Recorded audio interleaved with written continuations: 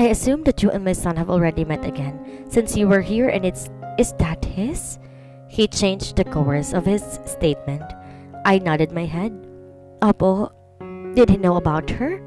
I nodded my head again to answer his question. He just nodded his head like I did, then once again looked down the stream. She's beautiful, and I'm happy to see you and her, saad niya. I saw his eyes glistened. I averted my gaze to prevent my tears to fall. Mababaw lang ang luha ko kaya agad-agad na iyak ako. I still see his apologetic expression. That was his expression he wore the day I handed him the annulment papers. I'm happy to see you too, pa. Marahang wika ko. Tipid siyang umidit saka dumukong palipit kay Stream. Marahan niyang hinapos sa mukha ni Stream. Baka sa mukha niya ang pananabik sa apo niya kaya tuluyan na ako napaiyak. Your mama will definitely ecstatic to see her grandchild. She's beautiful like you. Nakangiti siyang bumaling sa akin kaya ngumiti din ako. I hope hindi niya manahin ang kapilyuhan ng ama niya. Sa kanya, sabi nang makatayo siya pabalik. Natuwa ako sa sinabi niya. Unfortunately, nakuha niya po. Natatawa kong saad. Ang lakas ng buntong hininga niya sa sinabi ko. Mukha na problema pa siya sa katotohanang namana iyon ang anak ko. Pa, sorry for all the troubles I have caused. Ipapakilala ko po sa inyo ng formal si Stream one of these days. I suddenly said, reason why he turned serious and looked down at me. As I have said before, you have nothing to apologize. What's more important is that we learned from our mistakes. Tipid siyang umiti sa akin. I could not agree more. Bakit nandito kayo? Why didn't he go up to his office?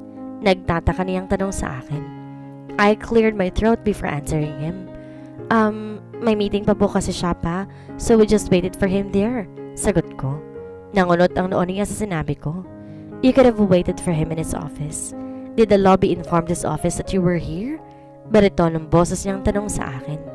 They did, but I did not tell them my name because we wanted to surprise him. Stream wanted it as a surprise, but it's okay, we can... No! Let me fire the people who let you wait here. How dare them let my grandchild sleep on the couch? Powerful yung sambit kaya nagimbal ako. If you wonder where Jordan inherited his ruthlessness, then there you have it. I already witnessed how ruthless he is for more than I could count on my fingers. I have no choice but to lift Stream instantly to follow Papa towards the reception area. Oh God, what have I done? I'm very sorry, sir and ma'am. My deepest apologies po. Sunod-sunod niyang paghingi ng tawad sa amin habang nakayuko. I bit my lower lip because of guilt. Nahihiya tuloy ako sa kanya. Kasalanan ko naman eh. Hindi ko sinabing pangalan ko even if I could. Pa, it was not her fault. Hindi ko sinabing pangalan ko sa kanya. Sabi ko kay Papa Rowan. Even so, cannot they recognize my grandchild's face? She screams jobless, but still, they let to wait here and let my grandchild sleep on the couch. Matigas niyang wika habang pinanilisikan ng mata ang mga receptionist na kaharap namin. Nakikita ko nanginginig sa takot ng dalawang babae, kaya lalo pa ako na-guilty sa gulong ginawa ko. I'm about to say something again when I heard that baritone voice. What's going on here? Baka sa mukha niya ang gulat na makita kami, kaya napatikim ako. Oh gosh, dagdag sa problema ko na naman to. Gumalaw si Stream sa leeg ko kaya inangkla ko siya na maiki. She's heavy kaya nangangalay na ako. Napansin niya siguro na paismid ako sa ngalay kaya agad niya akong dinaluhan. Kinuha niya na walang sali-salita sa akin sa Stream. My child is still sleeping like there is no chaos around us. Umako ang tingin sa babaeng nasa likod niya. I eyed her from top to bottom. She's wearing a mid-length black pencil skirt and the beige chiffon ruffle blouse. Napatas ang gandang kilay ko dahil pansin ko na bukas ang dalawang bota ng blouse niya sa itaas. Pwede naman niyang isara yun pero mas pili niyang paritawin ang mayamayang dibdib. E di siya na nga ang may biyaya. She is seducing him. Don't tell me you waited in here. Galit niyang tanong sa akin. Napabalik ako sa hinuha ko sa pagsalita ulit ni Jordan. I slightly glanced at the woman beside me. I saw her gulp giving me a pleading stare. I'm asking you, Leilanie. Naghintay ba kayo na matagal dito? Mas lalo pang tumindi ang galit sa boses niya. Just 2 hours but I insisted on it. I half-lied. What? 2 hours? You let our child wait here for 2 hours?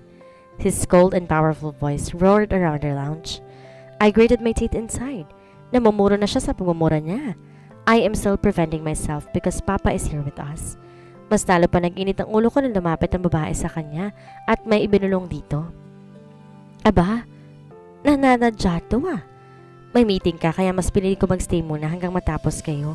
I'm sorry for the trouble but I should be the one to be blamed for letting our daughter wait for you here. Mas diniin ko yung huling statement ko para ipumukha sa kanya na oo, pinaghintay ko yung anak niya rito. Jordan died down his over-authoritative facial expression now that he is seeing me mad at him too. Naiinis ako sa mga pagmumura niya. Pwede namang sabihin ng maayos sa paraan. Hindi yung agad-agad padadaan niya ako sa init ng ulo niya. God, why do people always do that? May makakuha ba silang benepisyo doon? Masisira lang naman ang nadlamunan nila eh. Lumapit na naman ang babae sa kanya at may ibinulong. Sino ba to? Sino ba to? Di ba niya napapansin nakakabastos siya? We are in the middle of arguing about something tapos istingit siya. Sorry for the word but how dare her? Akin na si Stream. Uuwi na lang kami, totalang init-init naman ang ulo mo. Naiinis kong sabit, kukunin sana siya kaso ilalayo niya ang bata at kinunutan pa ako na noo. O siya, kayo nang bahala dito at mauna na ako. Lay, nice to see you again and I will for you to introduce Stream to us formally. Singit ni Papa. Opo pa, I answered. Nagbeso muna kami kayong dalawa bago niya kami lisanin. Let's go home. Saan niya? Bingin ka ba? Sabi ko uuwi na kami ni Stream. Kami lang uuwi, hindi ka kasama. I spat. He raised his brows at me but I remained hard at him. Pinanindigan ko ang inis ko sa kanya. Samahan mo ng haliparot niyang kasama. Hay naku, dapat pala hindi na kami nagpakita eh. The woman beside him is about to whisper again to him when he immediately reprimanded her annoyingly. Stop whispering at me, Stella. Can't you see? I am in the middle of taking to my wife. If what I assume right now is right, you are fired. I did not wait for almost 6 years to ruin it again. Matigas niyang banta sa katabing babae. Kapwa kami napanganga sa sinabi niya.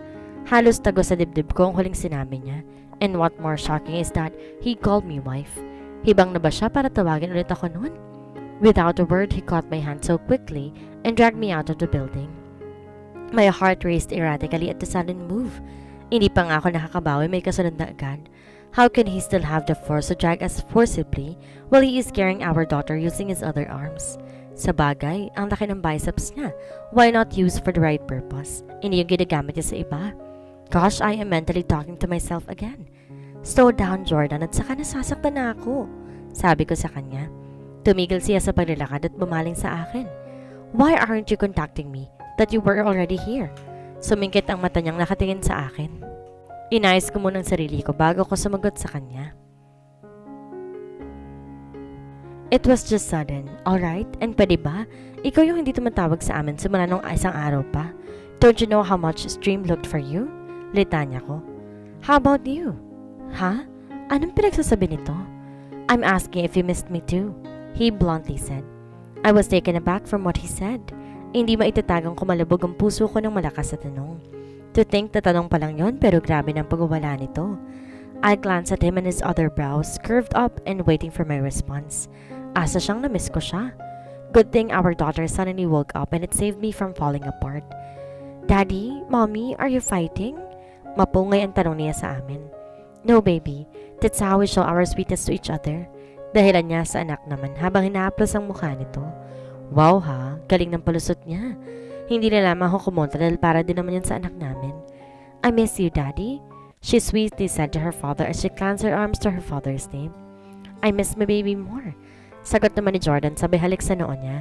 Stream buried her face even more into his dad's neck. Daddy, I'm hungry na po, saad niya. We will eat out then, he answered. Let's go? He extended his hand to reach for me. Bumaba ang mata ko sa nakalahad niyang kamay at mabilis ko ring iniangat at tinignan siya. Nagtataka kung bakit ilahad niya ang kamay niya sa akin. Come on, babe. Our daughter is hungry. He's playfully grinning right now. Stop teasing me, Robles. Malditang sabay ko sa kanya at saka na maglakad sa kanila. I heard him chuckle, that's why I rolled my eyes. Kahit kailan antipati ko talaga. We dined into Stream favorite fast food. Ano pa na kung hindi si Jollibee? Yung inis ko kanina sa kumpanya mas lalo pang tumindi ngayon. Dinaig niya pa ata ang tiis sa mga nagkukumahog na babae sa paligid namin eh.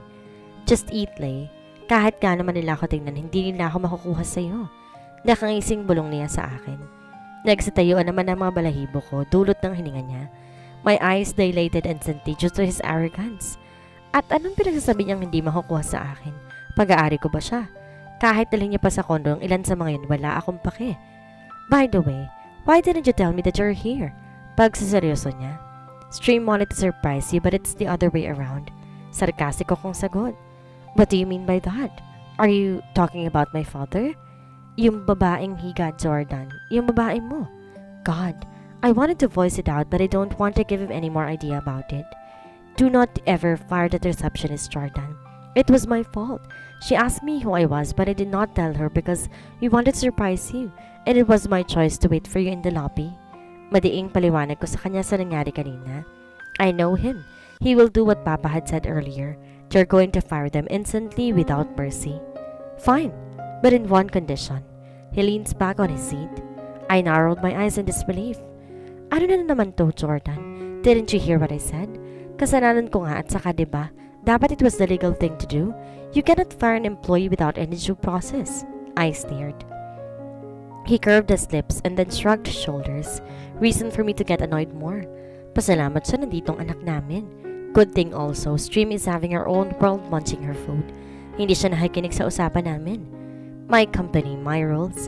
I am the owner and I can make my own law. When I say I will fire them, I will really do it. But as I have said, I could spare them in one condition. He brushes his thumb on his lips and then leaned forward, back to his position earlier. I sighed inwardly. I am still extending my patience to this guy. What is it? Let's date tomorrow night. Napaubo ko sa pagbara ng lamunan kong bigla sa sinabi niya. He is mugly looking at me. No, I firmly said.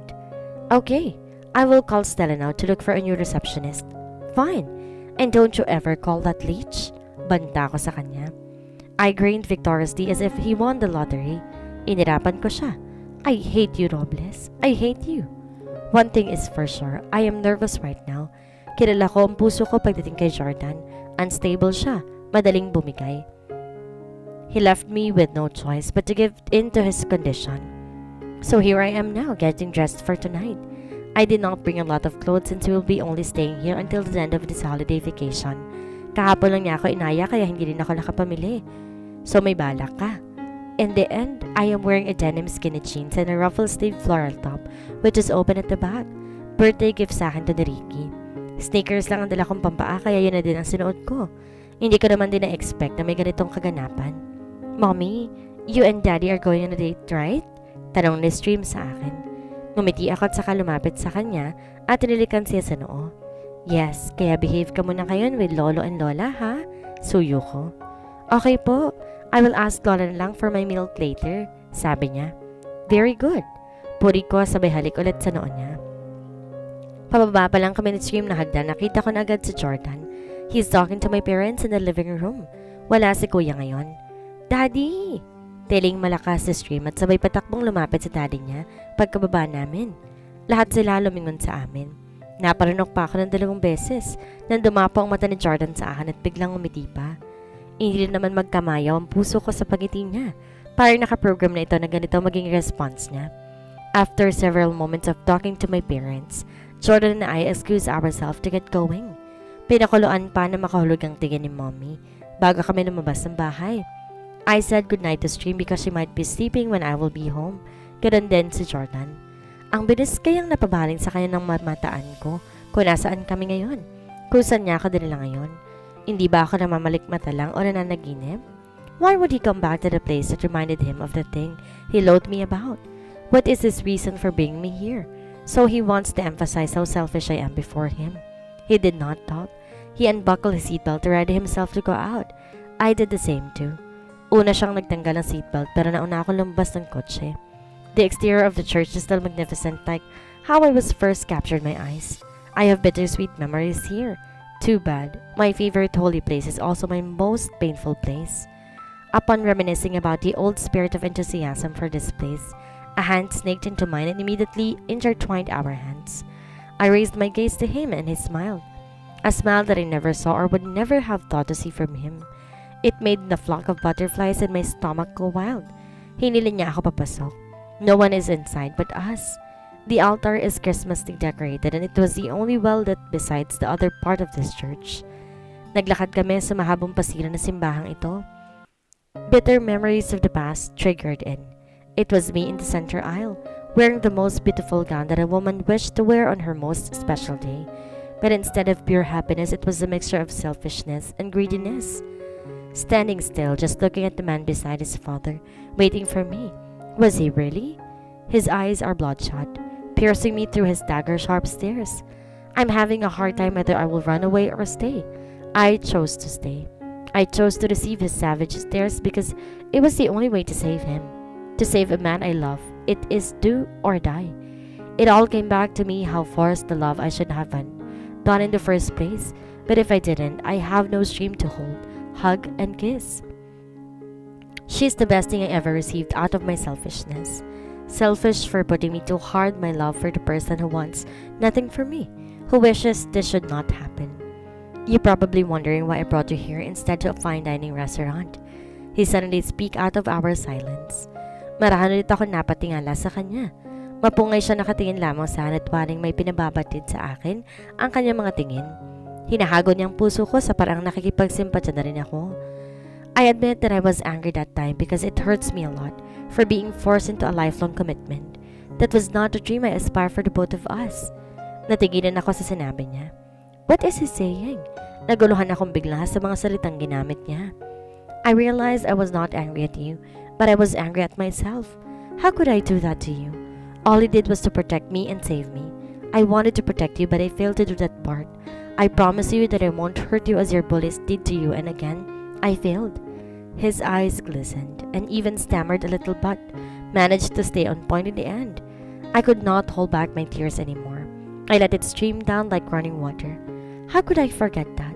I even mentally questioned him because of that promise. He raised his hand and brushed his thumb on my face to wipe the liquid wetting my cheeks. I closed my eyes to feel his warmth on my skin, then opened it as soon as he is finished. Nagsalubong ang kapwa naming basang mga mata. This is the first time seeing him cry. Crying for me to be specific. Instead of victoriously jumping for an achievement, it pierces my heart to see him like this. We're both victims of unfortunate past, and until now, it haunts us. The reason why we are tormenting ourselves by blaming ourselves and disorienting us not to forgive ourselves too. Ang kaninang nag-iisa na nakahawak sa kamay ko, ngayon dalawa na. Magkaharapan na kami ng maayos ngayon sa isa't isa. Rinig na rinig ang hininga ng bawat isa. Our close distance does not suffocate us at all. It made us closer to the road of forgiving each other's shortcomings. Let this chance right in front of him. God, that I'm not devoting my life not to hurt you again. I will let my shortcomings be the lesson I will engrave to my soul, that I will never go back to the man I was before. The man who did nothing but to hurt the woman he truly loves. The cowardly man who chose to grow his anger instead of love. I ended. I immediately shook my head at him. I don't want you to change because if you love someone, you will accept everything for who he or she is. It is cliché to hear, but it is a fact. It is a stone that will snap you for you to wake up, that everything needs to consider and accept to work out. It takes two to tango. That is why our shortcomings are also mine, to bear, not yours only. I firmly said to tell him that in this kind of relationship, it takes two to work out. It takes two to solve the puzzle. It takes two to fill the shortcomings. After I am done speaking, he enveloped me with a tight hug. I can feel his love this time. Maybe it was the closer we need for us to choose, the first book of our lives. I wrapped my arms around his waist too. This time, the nervousness I felt earlier turns into a lightweight load of emotions. I'm happy that we had received our last straw of resentment inside his place. It makes it more sacred for the both of us.